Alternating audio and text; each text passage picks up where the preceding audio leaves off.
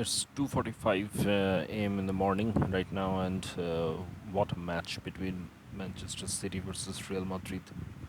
What a match!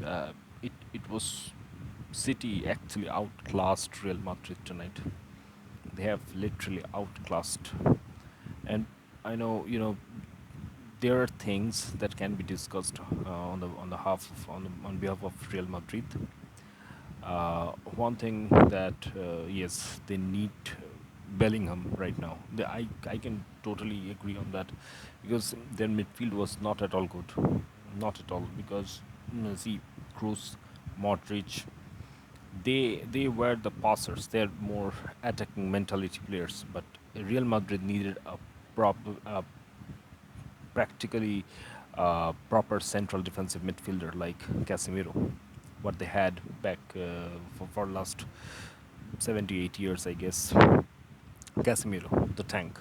They needed him. They needed a central defensive midfielder, or you can say they could have played Kamavinga on the place of a as a CDM, and they could start with um, Rudiger, so that Alaba could play. That's what they did. That's what they did. They did after 45 minutes. They changed that. Kamavinga started playing as a CDM. Alaba shift back to a fullback, and they start pressing, but it was too late. See, on a first half, if we talk about first half, Holland, he got blocked 2 times. He got denied by Courtois, and that was a sure shot goal. You can't stop that, but Courtois did. But how did Bernardo Silva, a small player, not a not a very big one, big shot player, but he headed it back to the net? How? Because he was unmarked. Nobody did mark Bernardo Silva. And second, and then the first one, how did he score? How could he? How could he score? It was a pass from De Bruyne, and it was a bullet from Bernardo Silva. He was unmarked again. I don't know what the center back was doing. There was Kamavinga probably, and I guess there was Rudiger. No, there was Alaba. Yes, Rudiger came on the second time, so second half. So there was Alaba, and it was a defense breaking pass. It was a through, and Silva scored it. Real Madrid could have been three down before 20th minute. I, there were a couple of things that can be criticized on the half of Real Madrid. First, City did not let the ball get on the Madrid players' feet. They didn't let that do that.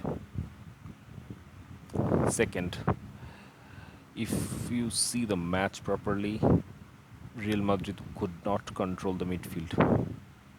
Yes, they couldn't. Stones, Gundogan, and De Bruyne, they mastered it. They controlled the game, passed forward, and they created more chances than Real Madrid.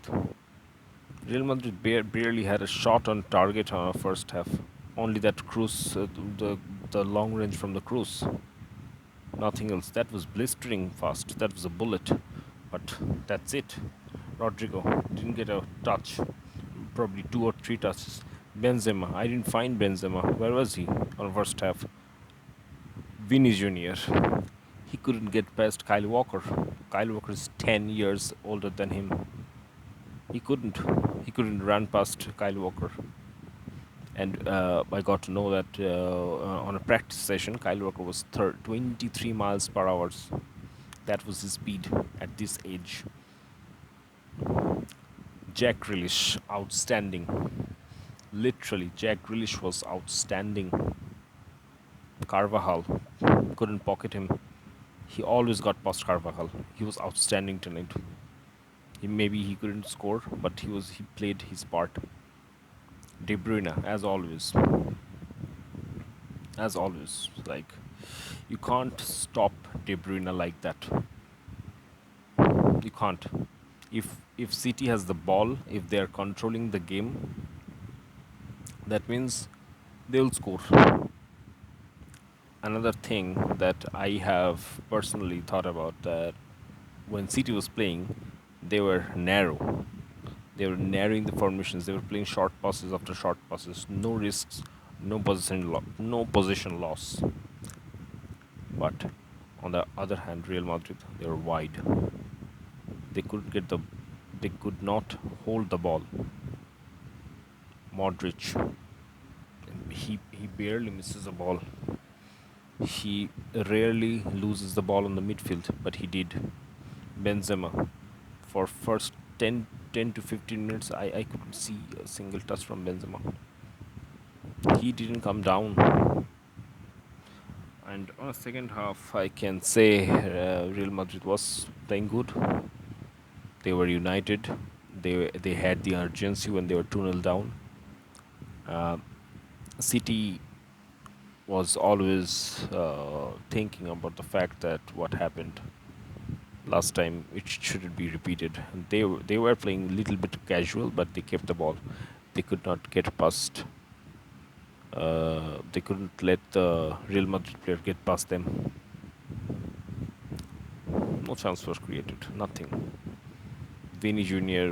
couldn't play his part. Benzema couldn't play his part. Midfield was totally shaky, and I can understand. You were playing Cruz, Modric. They're at the fag end of their careers. What do you expect? It's a fact. You can't deny that.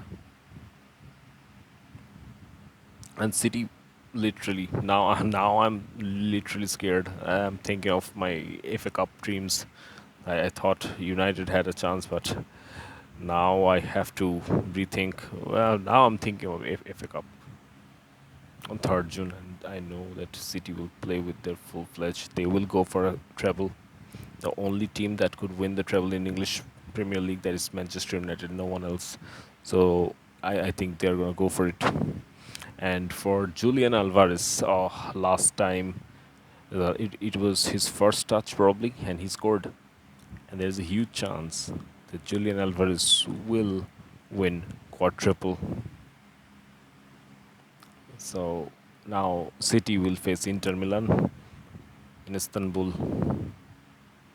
It's a great match. This is gonna be a good match. Of course, it's a UCL final. You can't think of depth of those matches. So of course, these are good matches. But tonight, the match was totally one-sided. I could remember on 20th minute. On 20th minute, City has 79% of possession. 21 from Real Madrid. Only 13 passes they played. Real Madrid played only 13 passes. Can you believe that? The team is a 14-time European champions. City actually outclassed them like this. Now we're just waiting for the final. Manchester City versus Inter Milan. Real Madrid is now done and dusted by the City. So I'll give a I'll give another elaborate preview video of Manchester City versus Inter Milan.